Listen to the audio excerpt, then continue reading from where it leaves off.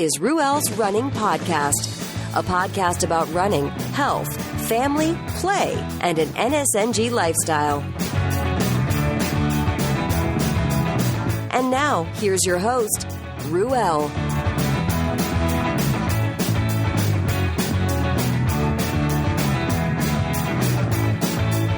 Excuse me as I rock on.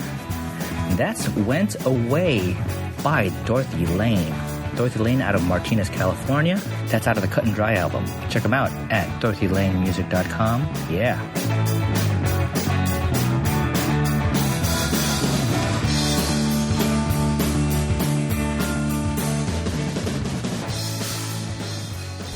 Hey everybody, what's up? It's Ruel's Running Podcast. I'm Ruel Abadam. How are you? Happy weekend. I'm recording on the weekend. It's a beautiful spring weekend here in Northern California. I'm on the road, as usual.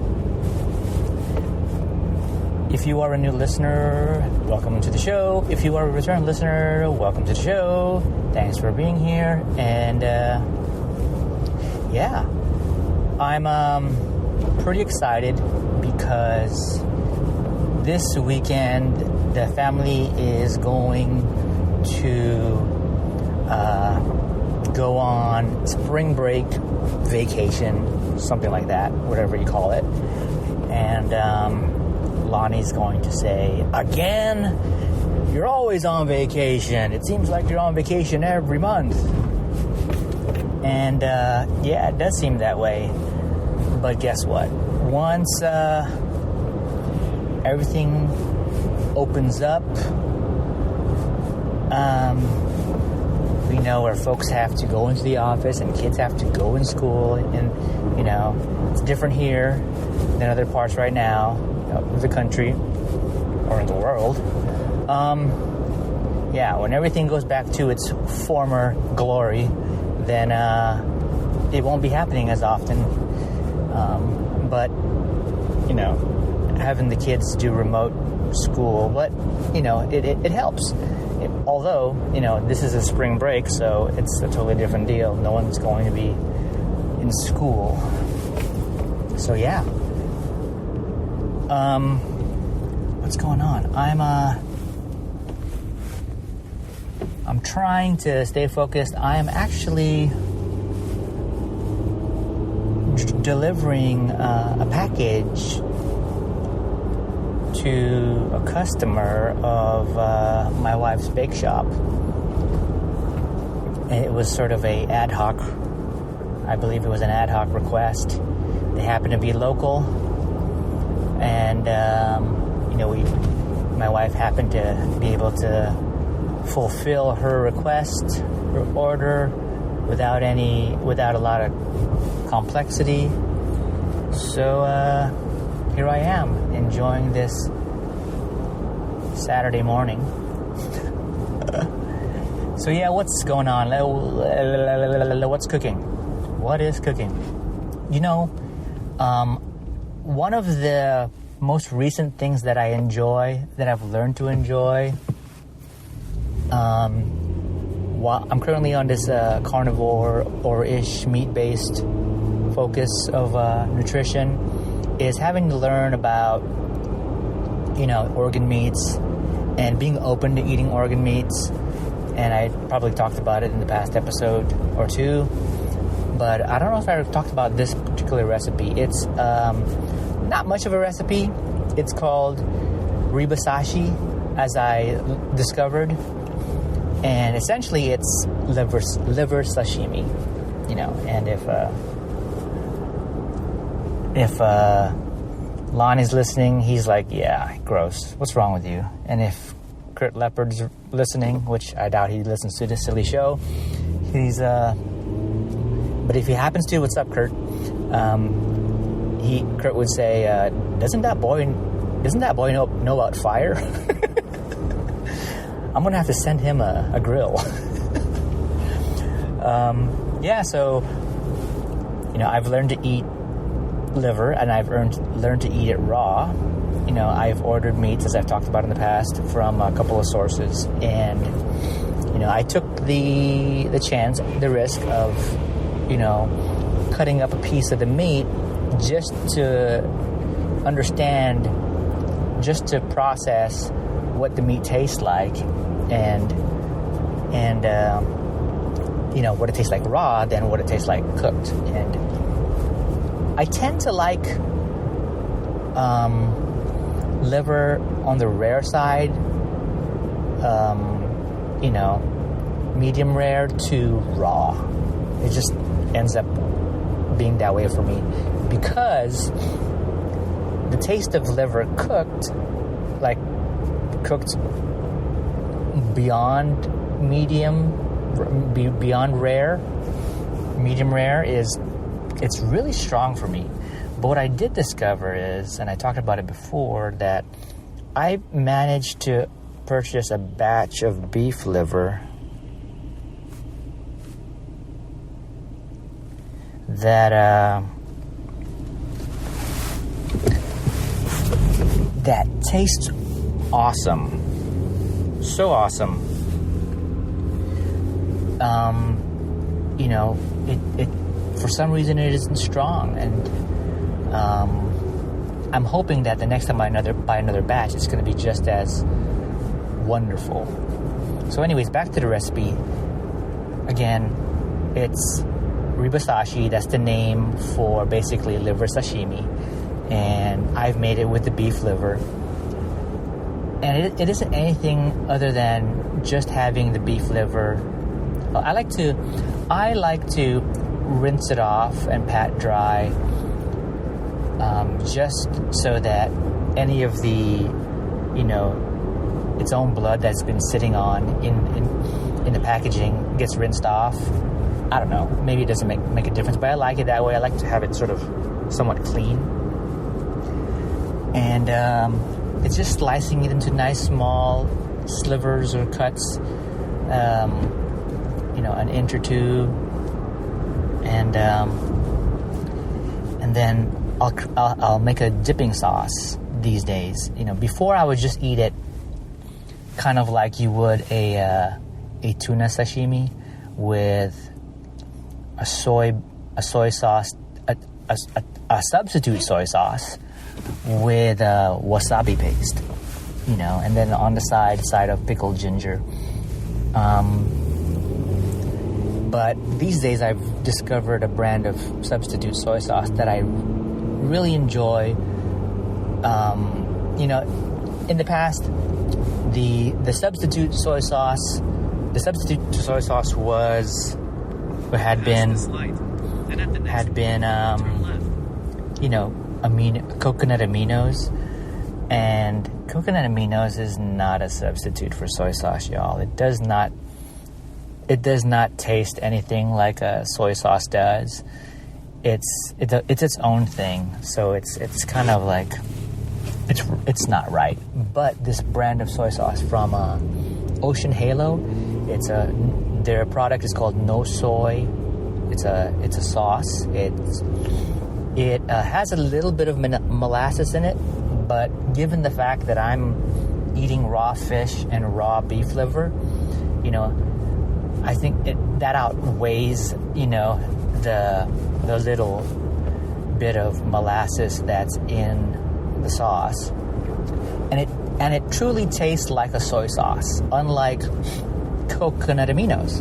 And I think what gives it that flavor is the kelp that's in the sauce. It's part of the ingredients. So pretty awesome. So yeah, so I used to do that with the wasabi paste, but then when I discovered that in Japanese cuisine, what I was essentially doing was what they know as Rebasashi, and one recipe actually doesn't use wasabi paste soy sort of dipping sauce, but instead it's a soy sauce with vinegar and garlic, sort of like a minced garlic.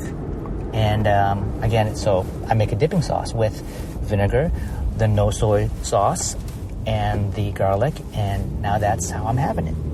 And so what happens is the acid in the vinegar does do a little bit of, I don't know if the right word is cook. It does treat the meat as if it's getting somewhat cooked. Similar to having like lemon juice on a slice of raw beef, it does the same effect. It has the same effect. So yeah, that's really something that I'm really digging right now. And yeah, take that. Ooh, I'm close to where I need to be, so I'm going to park a second. There's a delivery truck in my way, so I gotta do my own special parking. And I'll be right back. Do you need a website? If you're an individual, a consultant, a group, or small business and need a site, or maybe you have an existing site, I can help. How about graphic design? Do you need a design for a t-shirt, logo, product, business cards? Maybe you need help with designing and developing a brand. I'm not an expert, but I do have the tools and the techniques to get the job done. How about a podcast? Yep, like this thing. This thing's a silly little show. Are you looking to set up a podcast of your own? Are you looking to reach an audience? Promote your business via podcast? Well, Abadam Studios. That's right, Abadam Studios. Yeah, so that's Abadam Studios. AbadamStudios.com, AbadamStudios.com. Check it out. Hey, y'all. So, figure while I have your attention, I might as well try and be informative. Which is not normal. So, on the topic of liver, I thought it might be interesting to not just say it's nutritionally jam-packed, having organ meats, but in particular liver, when you compare that to, your standard red meat cut, like a steak, I can kind of describe how it compares. I'm not going to bother comparing like an apple and a carrot to some meat because who cares? Right? So let's talk about, let's start off with calcium, right? Calcium, based on 100 grams of muscle meat to beef liver, they line up. They're pretty much the same. At 11 mgs. What does mg mean, guys? Milligrams? Yeah, right? Because mcg is micrograms. Phosphorus is something that beef liver wins over red meat. Red meat's got 140 mgs, while beef liver is like 476. And that's a big jump. And, if I were smart, I could talk about how, the importance of calcium, we know is bones, but the importance of phosphorus, right? If I was smart, I would tell you, the benefits of having a good level of phosphorus. So, because I'm not smart, I'm just going to say, if you're a guy, let's just talk in terms of guys. If you are eating these meats, let's just say, phosphorus makes your dick hard. Okay? Now on to magnesium. Magnesium, as far as red meat, is 15 mgs and beef liver is 18. So it's close, but your dick's a little bit harder with magnesium. Potassium, close. 370 for red meat, 380 for beef liver. Close. Yeah, same hardness. Similar hardness. Stiffness. Hey Lonnie, did you know the iron content in red meat is 3.3 mgs? Meanwhile, beef liver is 8.8 mgs. So, go for the beef liver and you'll be stiffer. As far as zinc, red meat wins over beef liver just a tad. 4.4 for beef red meat and 4 for beef liver. Copper is important, and beef liver kills it. Red meat's got 0.18, while beef liver's 12. So major bonerage there. As far as vitamin A, I mean, it's crazy. Vitamin A, red meat is 40 IUs, and beef liver is 53,400 IUs.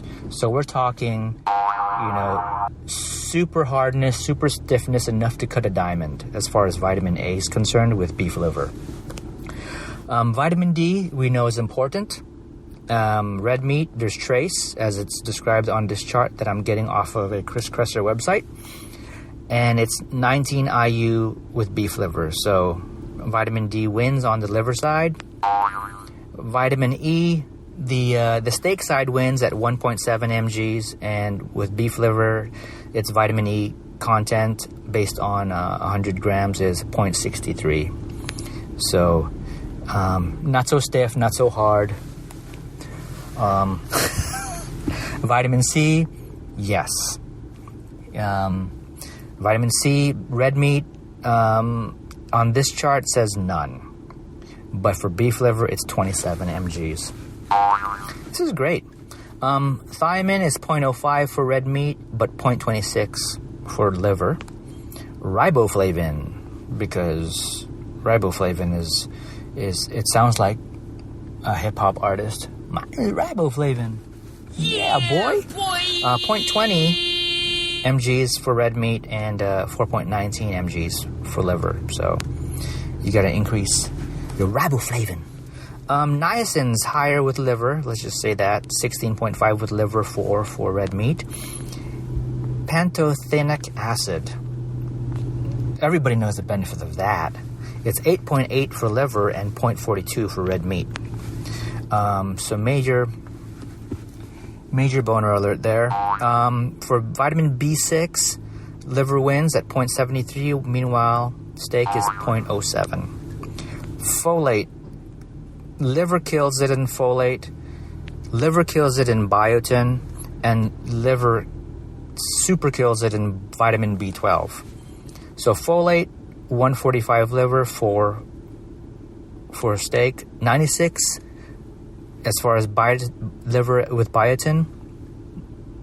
So, say it again. Biotin, as far as biotin, liver's at 96 and steak's at 2.08. And lastly, vitamin B12.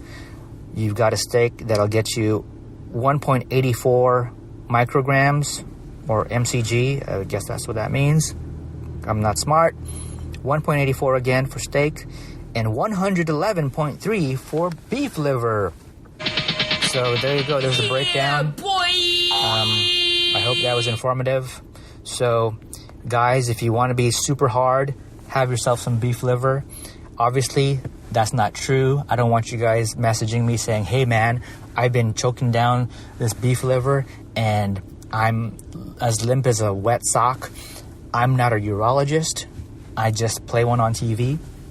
So that was just for fun. Thanks for tuning in. On with the show.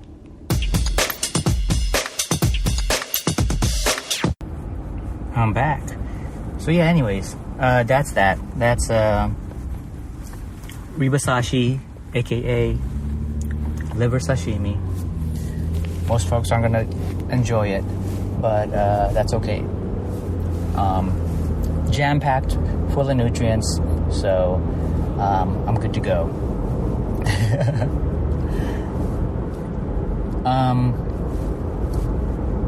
So I mentioned going on a trip, so this is sort of the family chat. Yeah, last year the family booked a trip to Hawaii. It was scheduled to be the first plane trip as a family, the first plane trip for all the kids. And the last time my wife and I spent time in Hawaii was before kids, and I think we had spent time on the island of Kauai. No. We spent time on Maui. I think that's what it was. It was one of the two.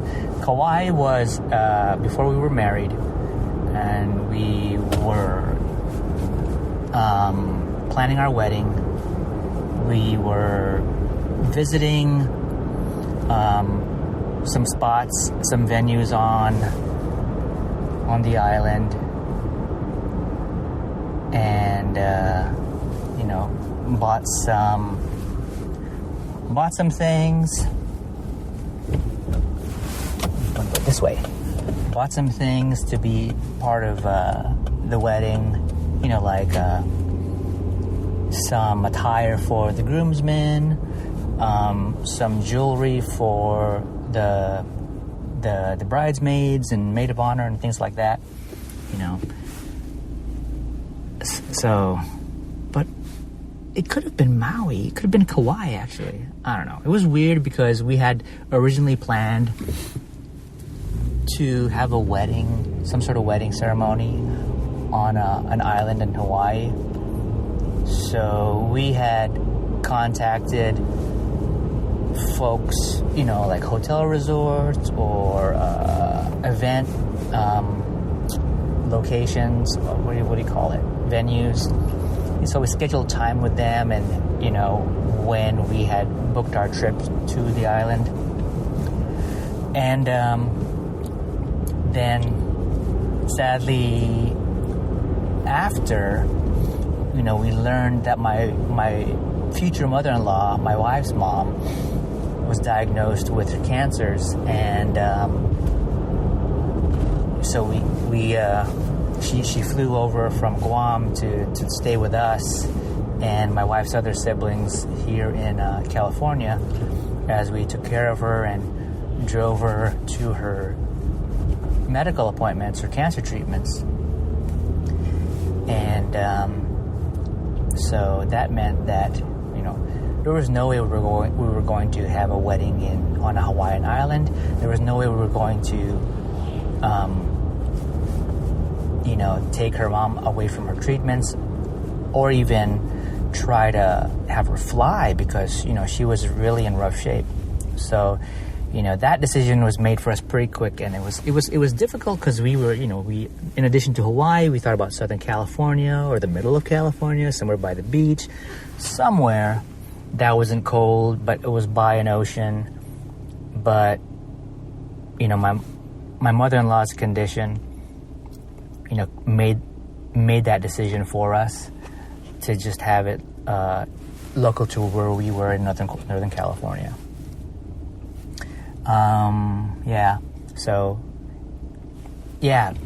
I just kind of went way off.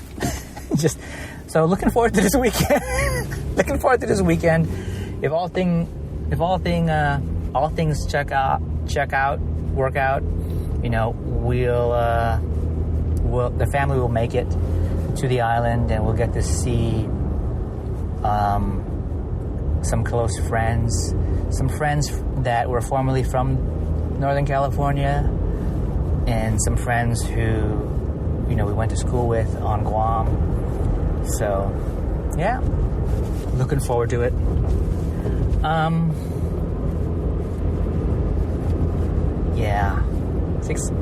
We actually, the family went and got COVID testing the other day, which is a requirement to travel to Hawaii. You have to be able to get tested at a testing partner for the island or for the airline. I forget which one. And be able to have tested negative a certain number of hours prior to check-in. So there's a bit of timing that has to happen. First, scheduling, and then getting tested, then getting the negative results, and then once that happens, and we should be getting our results anytime now. If all goes well, then we have to upload results to a travel site for a Hawaii travel site, so they have that information. And we're supposed to be also receiving like a barcode, which we present when we land, on the island. And what that does is, being tested negative means that we could bypass a mandatory quarantine period of 10 days on the island. So we're not going to be there for 10 days, right? We're going to be there less than 10 days. So it isn't going to work if we're going to quarantine for 10 days. The whole trip would be basically in quarantine, and that would suck, you know? And the quarantine would have to probably be at a place that, I don't know, I'm only guessing, a place where the island has designated as a legit quarantine hotel or something. And that's not going to work. So if we get the results and there's a positive on anyone in the family, then we're going to be forced to cancel or reschedule the Hawaii trip to a time when we can. So yeah. Hopefully it doesn't. I'm looking forward to the trip because the friends that used to live here, husband and wife friends, they're both, physical therapists or something like that. And I need them to check my back out, because I've had some back issues recently. Hurt my back. I can't remember how, a week or two ago. Then I got better, and I forgot that I should be much careful with my back, and then I hurt it a second time. I've heard it worse, to a point where I couldn't walk. But I did hurt it pretty bad, where it did impact my walk. So I'm better now, but I'm being super cautious, and I'm wearing a back brace or a belt. It's basically a weightlifting belt, but it's got a little bit of back support. So yeah, I'm wearing it nice and snug, like a girdle. I'm sexy right now. I mean, my girdle. Yeah. So there you go. That's that. As far as workouts, I've not run a step for a while. I think since a time in February. But I've been doing a lot of body weight exercises and some free weights. Been enjoying that. Just right now I gotta take it easy. My number one, the only piece of exercise equipment that I bought so far this year that I really, really enjoy, and it's super inexpensive, was a what's it called? Is it called it's one of those pull-up bars that you can sort of hang on above a doorway. I don't know if it's called an iron gym, or it's a different brand to an iron gym. And that's getting me to, do some pull movements, and the kids enjoy it. Yeah, pretty easy. I think the only real level of exercise that I've been doing has been with the kids. We've been playing with the frisbee outside, obviously not inside. And it's, when I did do the frisbee with the kids, I intentionally would add more intensity to it. And it was pretty good workout until I hurt my back. No, I didn't hurt my back playing frisbee, but I'm sure it didn't help prior to the second re-injury. Awesome. All right, guys. I am going to end that there. Not much running, not much exercise, just a bunch of healing and looking forward to a family trip. If anybody's interested in seeing the Rebasashi, I posted it on an Instagram post. It's at Ruel Abadam. It's not at the Ruel's Running Instagram. It's at the Ruel's Abadam Instagram account. Check that out. It's very exciting. It'll change your life. All right. Thanks, everybody. Take care, and I'll catch you on the next one. Bye. Thanks for listening to Ruel's Running Podcast with Ruel. If you like what you just heard, share it with your friends and your enemies. Also, be sure to check out the site over at ruelsrunning.com. This has been another Coffee with Heavy Cream production. Join us next time for another silly show of Ruel's Running Podcast.